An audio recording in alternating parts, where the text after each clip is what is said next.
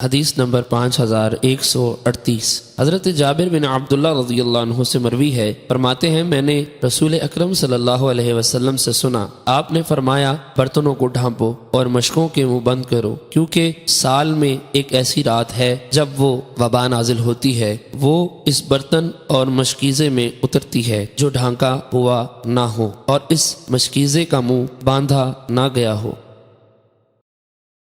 حدیث نمبر 5139۔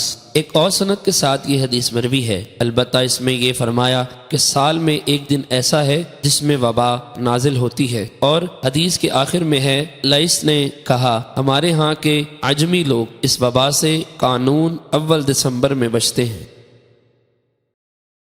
حدیث نمبر 5140۔ حضرت عبداللہ بن عمر رضی اللہ عنہ سے مروی ہے، وہ رسول اکرم صلی اللہ علیہ وسلم سے روایت کرتے ہیں، آپ نے فرمایا سوتے وقت اپنے گھروں میں جلتی ہوئی آگ نہ چھوڑا کرو۔ حدیث نمبر 5141۔ حضرت ابو موسیٰ رضی اللہ عنہ سے مروی ہے کہ مدینہ طیبہ میں ایک گھر کے لوگ رات کے وقت جل گئے، نبی اکرم صلی اللہ علیہ وسلم کو بتایا گیا تو آپ نے فرمایا آگ تمہاری دشمن ہے، جب تم سو تو اس کو بجھا دیا کرو۔